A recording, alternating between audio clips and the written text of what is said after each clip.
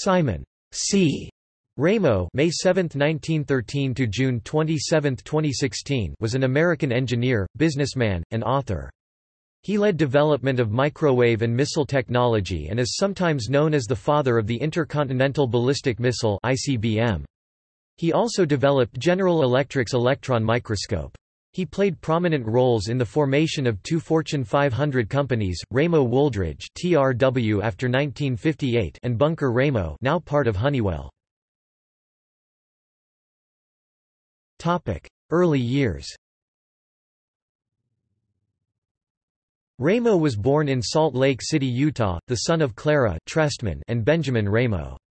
His father was a Polish-Jewish immigrant and his mother was a Russian-Jewish immigrant. He entered the University of Utah at the age of 16, where he joined Theta Tau Professional Engineering Fraternity and earned a B.S. in electrical engineering at the age of 20. By 1936, at the age of 23, he had earned dual Ph.D. degrees from Caltech in physics and electrical engineering. Career. General Electric. From 1936 until 1946, he led electronics research at General Electric, where he accumulated 25 patents before the age of 30 and was cited as one of America's most outstanding young electrical engineers. He became globally recognized as a leader in microwave research and headed the development of GE's electron microscope. Hughes Aircraft. In 1946 he returned to California to become Director of Research for the Electronics Department of Hughes Aircraft, and his career became coupled with that of Dean Wooldridge. Together they formed a successful team for many years, with Wooldridge concentrating on investment and general business aspects while Ramo led research, development and engineering. By 1948, Hughes had created its aerospace group to work with the newly created U.S. Air Force. Dr. Ramo became a vice president and the group's director of operations. Ramo employed his skills in systems engineering to allow Hughes to deliver integrated radar and aircraft fire control systems. He developed the air-to-air missile, creating the Falcon missile. In 1953 Ramo and Dean Wooldridge left Hughes Aircraft and formed the Ramo Wooldridge Corporation, later TRW Inc.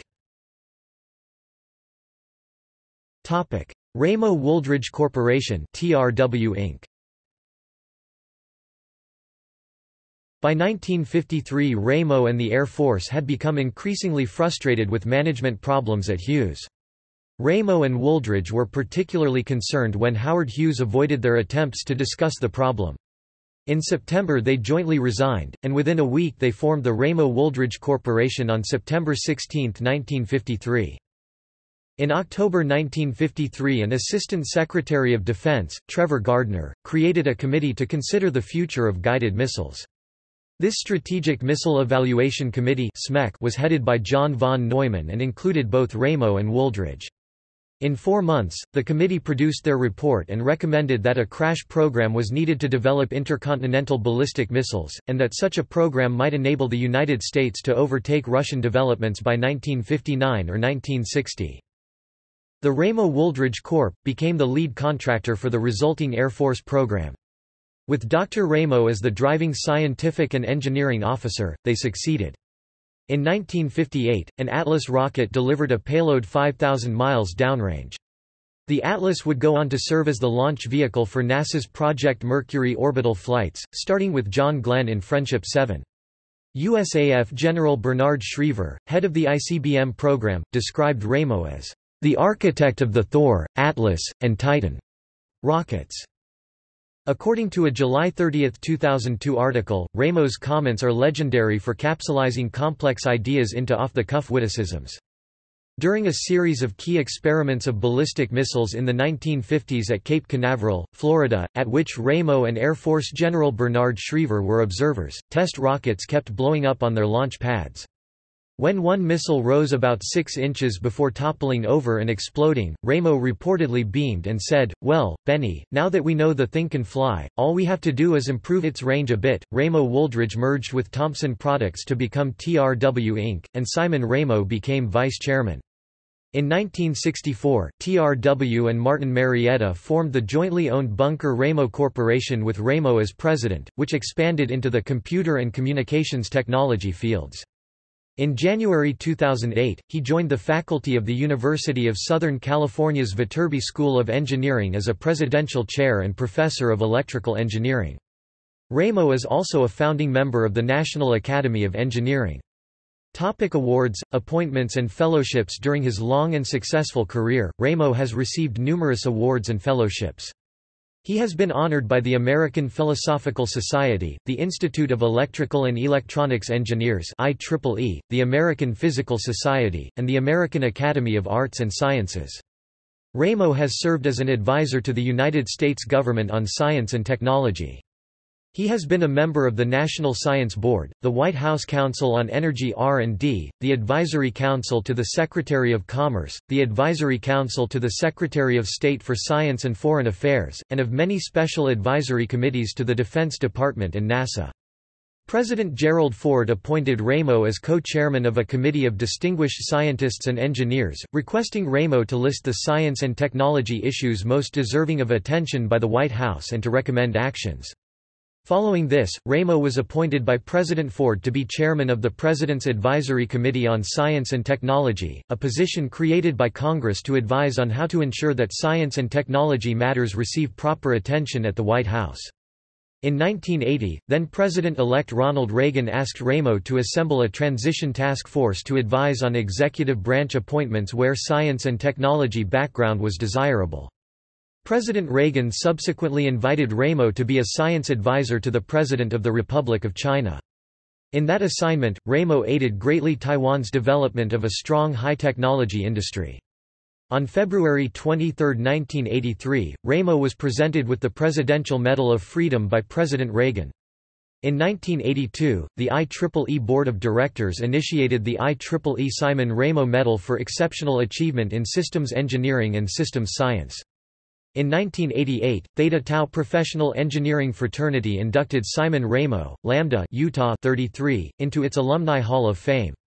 In 2007, the Space Foundation awarded Ramo its highest honor, the General James E. Hill Lifetime Space Achievement Award. In 2009, the Theta Tau Educational Foundation named an annual scholarship in his honor.